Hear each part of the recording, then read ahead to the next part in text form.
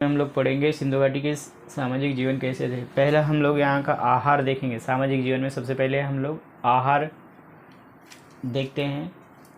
तो आहार में गेहूँ उनके आहार का एक मुख्य प्रधान इनका रहन सहन या वसन, दूसरा टॉपिक है वसन। वे सूती और ऊनी वस्त्रों का प्रयोग करते थे। सिंधु घाटी सभ्यता के लोग सूती का प्रयोग करते थे और ऊनी वस्त्रों का भी प्रयोग करते थे। उनकी वेशभूषा जो थी एकदम सादी थी। पुरुष जो है एक लंबी साल या दुपट्टा दाएं कंधे के नीचे से लेकर बाएं कंधे के ऊपर फेंक कर ओढ़ते थे। यहाँ की स्त्रियां सिर पर एक विशेष प्रकार का वस्त्र पहनती थी। सिंधु घाटी सभ्यता के लोगों में जो सिर के पीछे की ओर पंखे की भांति उठा रहता था।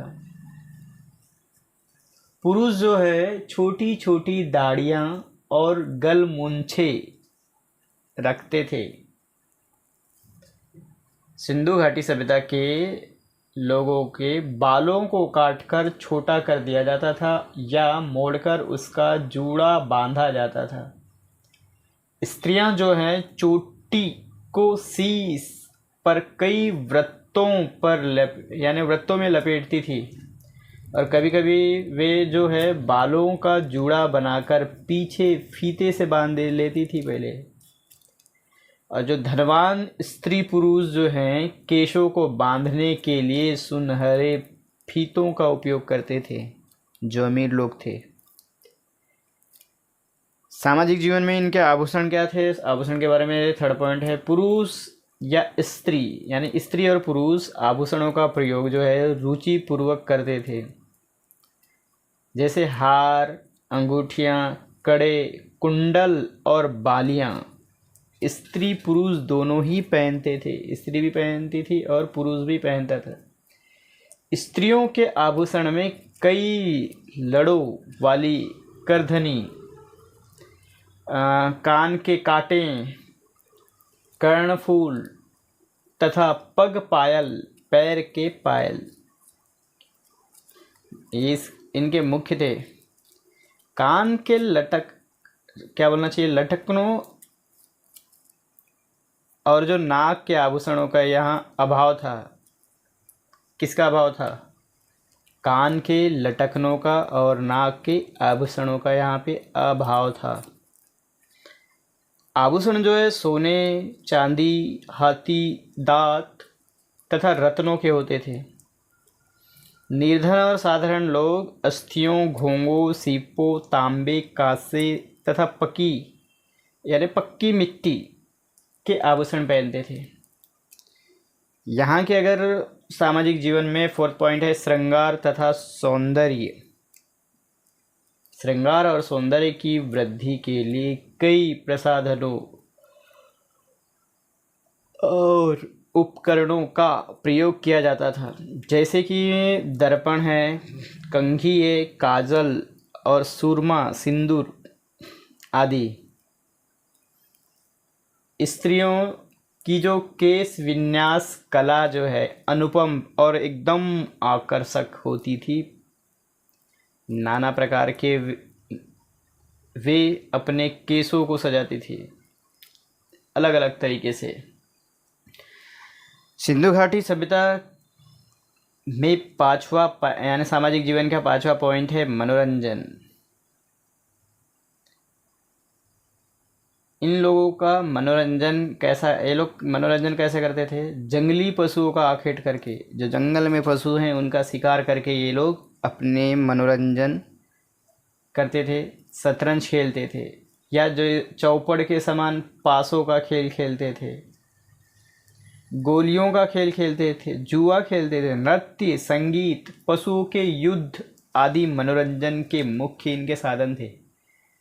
बालकों के आमोद प्रमोद के लिए पहिएदार छोटी गाड़ियाँ, पशु पक्षी के खिलौने, झुनझुने, सीटियाँ आदि थीं। ये खिलौने प्रायः किसकी बनी होती थी? मिट्टी के और कभी कभी तो तांबे, कांसे और पीतल के भी बनाए जाते थे।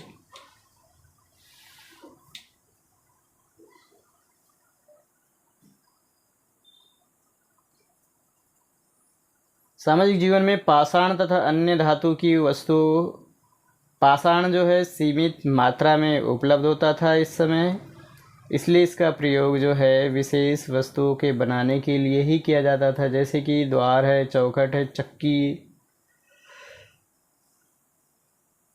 मूर्ति, खिलौने आदि ये लोग बनाते थे। और पाषाण के अतिरिक्त ये जो है सोने, चांदी, तांबे, कांसे, टीन, शीशे, पीतल इत्यादि का भी ये लोग उपयोग कई वस्तुओं के निर्माण के लिए करते थे। परंतु ये लोग जो है लोहे से लोग परिचित नहीं थे। इम्पोर्टेंट पॉइंट है, सिंधु घाटी के लोग लोहे से परिचित नहीं थे। ये लोग लोहे के बारे में यूज़ करना नहीं जानते थे। सिंधु घाटी सभ्यता के गृहस्थी के उपकरण कौन कौन से हैं? तो दैनिक व्यवहार के उपकरणों में सुंदर भांडे, बर्तन, कलश, घड़े, थालियाँ, रकाबियाँ, कटोरे, गिलास, प्याले, छोटे चम्मच, हांडियाँ इनके गृहस्थी उपकरण थे। अन्य उपकरणों में सुई, कैंची, हाथीदांत तथा कई सारी अस्थियों के बने कंघे, चाकू, हंसियाँ, कुल्हाड़ी, छैनी, आरी, छुरी, कांटे, उस्तरे इत्यादि भी प्राप्त होते हैं यहाँ से। ये तांबे, कांसे और चीनी मिट्टी के बनाए जाते थे। मिट्टी के बर्तन और पात्र कुम्हार चाक पर बनाता था। उन पर विविध कई सारे रंगों से वृक्षों, पुष्पों, पत्तियाँ, पशु पक्षियों के चित्र तथा केंद्रित व्रत होते थे। बहुधा है कि इन बर्तनों की पालिश इतनी आकर्षक, इतनी सुंदर और इतनी चमकदार होती थी कि ये चीनी के चमकीले बर्तनों के समान दृष्टिगोचर होते थे, दिखाई देते थे। समाज की रचना जो है सिंधु प्रदेश में प्राप्त उपकरणों और भग्नाओं से उसे ऐसा पता चलता है, ऐसा आभास होता है कि यहाँ का जो समाज है मातृ प्रधान था, ना कि पितृ प्रधान। यहाँ का जो समाज कैसा था? मातृ प्रधान। इनका सामाजिक जीवन शांतिपूर्ण था। युद्ध और आक्रमणों से उन्हें अनुराग नहीं था। इनकी ललित कला क्या है? सिंधु प्रदेश में उत्खनन में कई मूर्तियाँ मिली, मुहरे मिली, मिट्टी के बर्तन, खिलौने, आभूषण, दैनिक जीवन के अनेक उपकरण मिले और कई प्रकार की सामग्री प्राप्त हुई है। उनसे उनकी ललित कलाओं का ज्ञान होता है। उनके नगरों, सड़कों और भवनों के अवशेषों से ऐसा लगता है कि उनकी स्थापत्य कला का विकास उच्च कोटि का था। जैसे सूत कातने, कपड़ा बुनने और रंगने की कला से वे परिचित थे। वे कई प्रकार की धातुओं की अनेक उपयोगी वस्तुएं बनाते थे। इनकी धातु कला उपयोगितात्मक और यथार्थवादी थी। मिट्टी के बर्तनों पर अधिक चमकदार पॉलिश करने और रेखा चित्रों के अंकन की कला में उन्हें विशेष दक्षता प्राप्त कर ली थी। बर्तनों पर तो ये लोग कई रंग चढ़ाना और उन्हें चमकाना सिंधुवासियों की एक एकदम विशेषता रही थी। उस युग में सुमेर, अलम आदि अन्य देशों के लोगों को इस प्रकार बर्तन चमकाने की कला का ज्ञान नहीं था। मुहरों पर वीणा, ढोल के चित्र, नर्तकी की मूर्ति उनकी नृत्य संगीत कला का परिचय देती है। उनके जो मुहरों पर उत्कीर्ण पशु चित्रण एवं उभरी हुई आकृतियों के अंकन बहुत उच्च कोटि की कला है और सौंदर्य प्रियता का भी प्रदर्शन ये लोग करता है।